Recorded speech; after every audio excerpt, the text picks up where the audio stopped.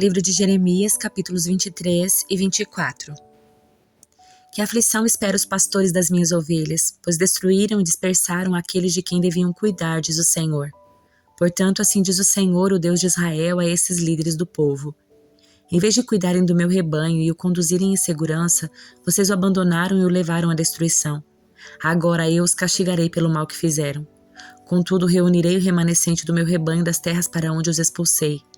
Eu os trarei de volta para seu curral, e eles serão férteis e se multiplicarão. Em seguida, nomearei bons pastores que cuidarão dessas ovelhas. Elas nunca mais terão medo e nenhuma delas se perderá. Eu, o Senhor, falei. Pois está chegando o dia, diz o Senhor, em que levantarei um renovo, um descendente justo da linhagem do rei Davi. Ele reinará com sabedoria e fará o que é justo e certo em toda a terra. E este será o seu nome. O Senhor é nossa justiça.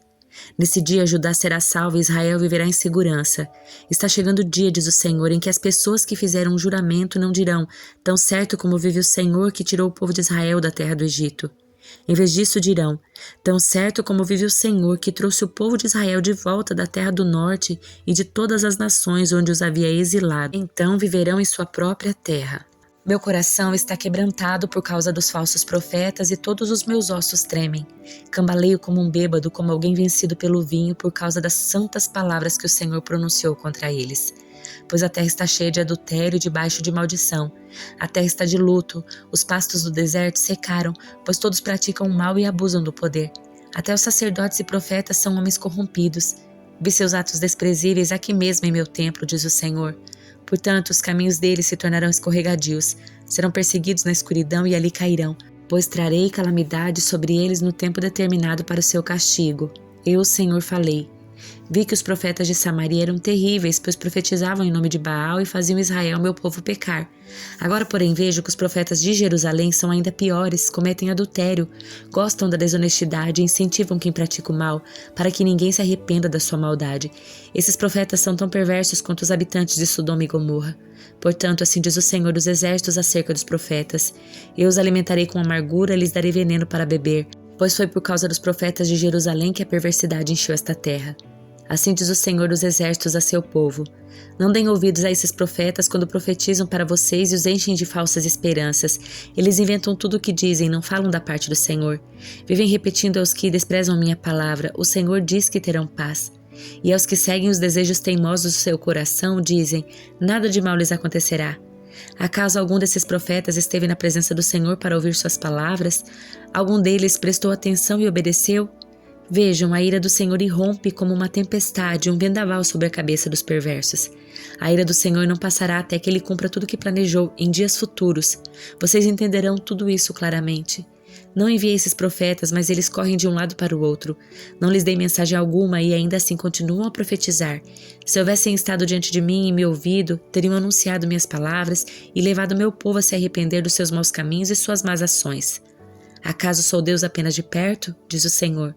Não sou Deus também de longe? Pode alguém se esconder de mim onde eu não veja? Não estou em toda parte nos céus e na terra, diz o Senhor. Ouvi esses profetas dizerem, tive um sonho, e depois contarem mentiras em meu nome. Até quando isso continuará? Se são profetas do engano e inventam tudo o que dizem. Relatando esses sonhos falsos, procuram fazer meu povo se esquecer de mim, como seus antepassados se esqueceram de mim ao adorar os ídolos de Baal. Que esses falsos profetas relatem seus sonhos, mas que meus verdadeiros mensageiros proclamem fielmente todas as minhas palavras. A diferença entre palha e trigo? Acaso minhas palavras não ardem como fogo, diz o Senhor? Não é como um martelo que despedaça a rocha? Portanto, diz o Senhor, sou contra esses profetas que roubam palavras uns dos outros e afirmam que as receberam de mim. Sou contra esses profetas cheios de lábia que dizem, esta profecia é do Senhor. Sou contra esses falsos profetas. Seus sonhos imaginários são mentiras descaradas que fazem meu povo pecar. Não os enviei nem os nomeei e eles não têm nada a dizer a este meu povo. Eu, Senhor, falei. Se alguém do povo, algum dos profetas ou dos sacerdotes lhes perguntar que palavras pesadas o Senhor lhe deu para anunciar hoje, responda, vocês são o peso. O Senhor diz que os abandonará. Se algum profeta, sacerdote ou qualquer outra pessoa disser, tem uma profecia do Senhor, castigarei essa pessoa e toda a sua família. Perguntem uns aos outros, qual é a resposta do Senhor, ou o que o Senhor diz? Mas parem de usar a expressão profecia do Senhor, pois alguns a usam para conferir autoridade às próprias ideias e distorcem as palavras do nosso Deus, o Deus vivo, o Senhor dos Exércitos. Isto é o que você dirá aos profetas. Qual é a resposta do Senhor? Ou o que o Senhor diz? Mas se responderem, esta é uma profecia do Senhor, você deve dizer, assim diz o Senhor, porque usaram a expressão profecia do Senhor, embora eu os tenha advertido de que não a usassem. Eu me esquecerei completamente de vocês. Sim, os expulsarei da minha presença junto com essa cidade que dei a vocês e seus antepassados. Farei de vocês objeto de ridículo e seu nome será infame para sempre. Depois que Nabucodonosor, rei da Babilônia, levou para o exílio o rei Joaquim, filho de Jeoaquim, junto com os oficiais de Judá e seus artífices e artesãos, o Senhor me deu esta visão. Vi 2 cestos de figos postos diante do templo do Senhor em Jerusalém. Um cesto estava cheio de figos frescos e maduros e o outro cheio de figos ruins e tão estragados que não serviam para comer. Então o Senhor me disse, o que você vê, Jeremias? Figos, respondi. Alguns muito bons e outros muito ruins, tão estragados que não servem para comer. Então o Senhor me deu esta mensagem. Assim diz o Senhor, o Deus de Israel. Os figos bons representam os exilados que enviei de Judá à terra dos babilônios. Eu os guardarei e cuidarei deles e os trarei de volta para cá. Eu os edificarei e não os derrubarei. Eu os plantarei e não os arrancarei. Darei a eles coração capaz de reconhecer que eu sou o Senhor. Eles serão o meu povo e eu serei o seu Deus, pois eles se voltarão para mim de todo o coração. Os figos ruins, diz o Senhor, representam Zedequias, rei de Judá, seus oficiais, o povo que restou em Jerusalém e aqueles que moram no Egito. Eu os tratarei como figos ruins, tão estragados que não servem para comer. Farei deles objeto de horror e símbolo de calamidade para todas as nações da terra. Em todos os lugares por onde eu os espalhar, serão alvos de vergonha e zombaria, insulto e maldição. E eu enviarei guerra, fome e doença até que tenham desaparecido da terra de Israel, que dei a eles e a seus antepassados. Salmo de número 117. Louvem o Senhor todas as nações, louvem-no todos os povos, pois grande é o seu amor por nós, a fidelidade do Senhor dura para sempre. Louvado seja o Senhor. Primeira carta de João, capítulo 2. Meus filhinhos, escrevo-lhes estas coisas para que vocês não pequem. Se contudo alguém pecar, temos um advogado que defende nossa causa diante do Pai, Jesus Cristo, aquele que é justo. Ele mesmo é o sacrifício para o perdão dos nossos pecados, e não apenas de nossos pecados, mas dos pecados de todo o mundo.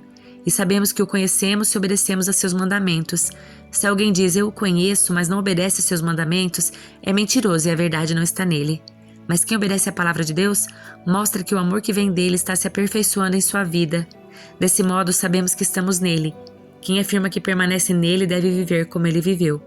Amados, não lhes escrevo um novo mandamento, mas um antigo, que vocês têm desde o princípio. É a mesma mensagem que ouvimos antes, e no entanto, também é um novo mandamento, cuja verdade ele demonstrou e vocês também o demonstram, pois a escuridão está se dissipando e a verdadeira luz já brilha. Se alguém afirma, estou na luz, mas odeia seu irmão, ainda está na escuridão. Quem ama seu irmão permanece na luz e não leva outros a tropeçar, mas quem odeia seu irmão ainda está na escuridão e anda na escuridão. Não sabe para onde vai, pois a escuridão o cegou. Escreva a vocês, filhinhos, porque seus pecados foram perdoados pelo nome de Jesus. Escreva a vocês, pais, porque conhecem aquele que existia desde o princípio. Escreva a vocês, jovens, porque venceram a batalha contra o maligno. Escrevi a vocês, filhinhos, porque conhecem o Pai. Escrevi a vocês, pais, porque conhecem aquele que existia desde o princípio. Escrevi a vocês, jovens, porque são fortes. A palavra de Deus permanece em seu coração e vocês venceram o maligno. Não amem esse mundo nem as coisas que ele oferece, pois quando amam o mundo, o amor do Pai não está em vocês. Porque o mundo oferece apenas o desejo intenso por prazer físico, o desejo intenso por tudo que vemos e o orgulho das nossas realizações e bens. Isso não provém do Pai, mas do mundo, e este mundo passa e com ele tudo o que as pessoas tanto desejam. Mas quem faz o que agrada a Deus, vive para sempre. Filhinhos, chegou a hora final. Vocês ouviram que o anticristo está por vir e muitos anticristos já apareceram, por isso sabemos que chegou a hora final. Eles saíram do nosso meio, mas na verdade nunca foram dos nossos, do contrário, teriam permanecido conosco. Quando saíram, mostraram que não eram dos nossos. Mas vocês não são assim, pois o Santo lhes deu unção e todos vocês conhecem a verdade. Não lhes escrevo porque não conhecem a verdade, mas porque a conhecem e sabem que a verdade não produz mentira alguma. E quem é mentiroso? Aquele que afirma que Jesus não é o Cristo. Quem nega o Pai e o Filho é o anticristo. Aquele que nega o Filho também não tem o Pai. Quem reconhece o Filho tem também o Pai. Portanto, cuidem para que permaneça em vocês o que lhes foi ensinado desde o começo. Se o fizerem, permanecerão em comunhão com o Filho e com o Pai, e nessa comunhão desfrutamos a vida eterna que Ele nos prometeu. Escreva estas coisas para adverti-los sobre o que desejam enganá-los. Vocês, porém, recebam dele a unção, e ela permanece em vocês de modo que não precisam que alguém lhes ensine a verdade. Pois o que a unção lhes ensina é verdade e não mentira, e é tudo o que precisam saber. Portanto, como lhes ensinou a unção, permanece nele. Agora, filhinhos, permaneçam nele para que, quando ele voltar, estejamos confiantes e não nos afastemos dele envergonhados. Porque sabemos que ele é justo, também sabemos que todo o que pratica a justiça é nascido de Deus.